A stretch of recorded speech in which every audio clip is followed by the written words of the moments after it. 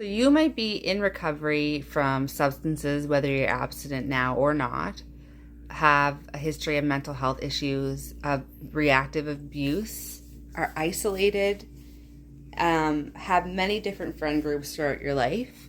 Throughout all of that, have always had a sense of a connection to source, God, whatever that looks like for you, and has tried to be a guide to people or has felt called to be a guide to people throughout your life, is a rebel, challenging authority to effect social change, rejecting spiritual systems that do not serve inner needs or that have hypocrisy and hierarchy, mediator, or hypocrisy within the hierarchy, but like an unfair power dynamic.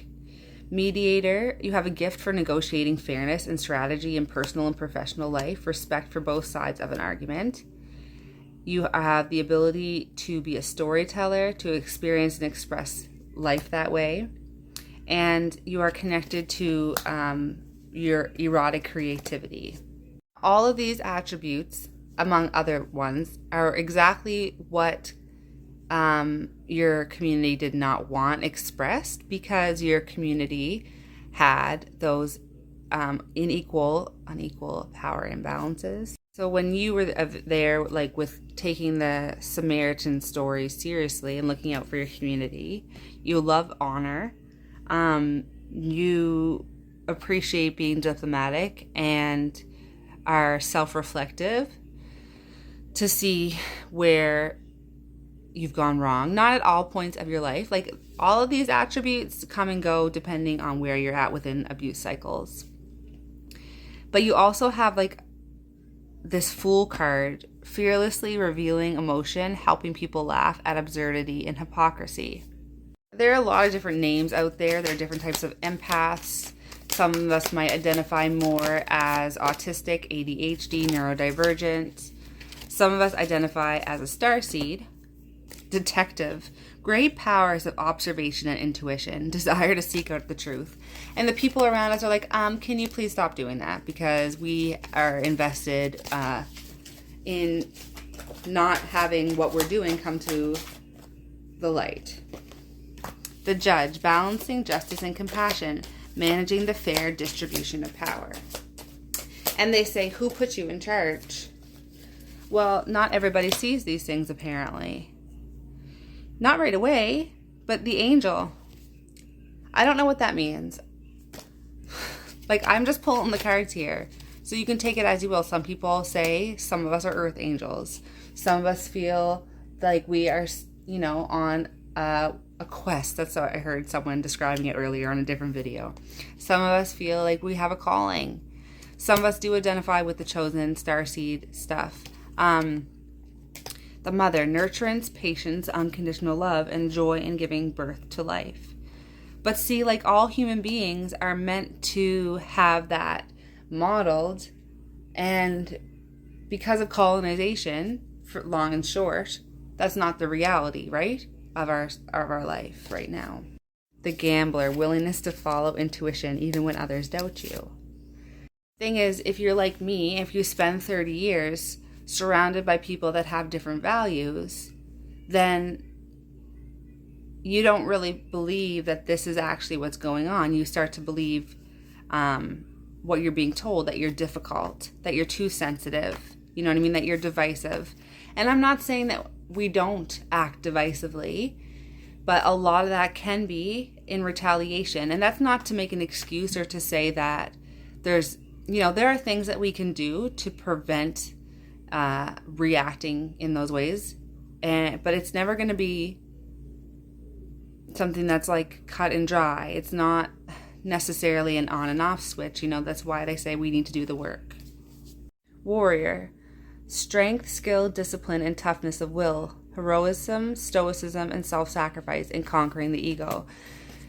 But even in all this, our egos can tell. I believe that separating ourselves is the act of an ego, because in reality we do know that, and that's why being a guide, being a mediator, being a storyteller, being a Samaritan, that's part of our character because we believe that it could be available to others if they were being treated fairly and if the world was more ideal, right? But sometimes we can react out of that place of being misunderstood, out of that place of being disconnected from resources, out of that place of being ostracized over and over and over again. And so when people present us with these labels, it feels safer to withdraw, and maybe that's a part of each of our journey at different stages. Like, I'm not saying that we shouldn't be protecting ourselves when that's necessary, but we're supposed to be going outside. I was told, go outside. Go out into all the world. But like, not in a ask and I'll give the nations to you kind of way. Like, leave the nations alone. Leave the nations alone. Using power for self-aggrandizement. Leave the nations alone. Leave the mountains alone. Leave the people alone. Seeker, thirst for wisdom and truth wherever they are. The engineer, ability to give creative energy a practical expression, talent for designing resolutions to common dilemmas. So the reason why you went through everything that you did when you, there's been different times of your life where you're like, okay, how can I be an angel to others? Where is this mediation that's fair, available in the community around me, right? Where's justice? And some of us go out and do not have the skills. We don't feel safe and we don't feel comfortable to be in this magical child goddess energy, sexual energy, like joy.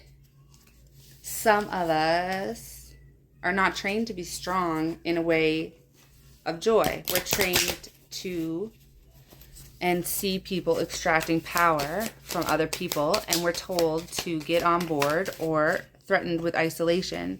And we watch that happen over and over again. There it is, liberator, freeing yourself and others from outmoded beliefs, releasing negative thought patterns. The father, the masculine, talent for creating and supporting life, positive guiding light within a tribal unit. And some of us did not have that to give us as an example. A teacher, ability to communicate knowledge, experience, skill, or wisdom. Spirit, do you have any direction for us to be strong enough to know that these are the real threats in our character and not who we are when we're reactive? And by that, no. Sometimes some of us really are threats when we're reactive. I apologize. That's not. Because, yeah. The gossip awakens consideration for the feelings of others, honoring trust. And that's the thing, too. The reactivity that is such a threat to other people, because not all of us are trustworthy when we're in reactive abuse cycles, right? Because we're in defensive mode, we're in misunderstood mode, we're in invalidation mode. What happens to people when they're perpetually invalidated is that they don't know how to validate others. So it's a lot of our cycles are trying to connect to ourselves and to pass on things as we learn them. But for some of us, it can feel very hopeless when we have never had the support to strengthen these good attributes because they're threatening to other people around us and their power. So we give up on ourselves and we stay in those hopeless energies, right? The Midas. We want to see everything we touch turn to gold. We want to be blessings to other people. And we can go in and out sometimes and cut our energy off from others because of pain. Let your inner child see why they wanted you to be quiet. Go outside and reconnect. I believe in you.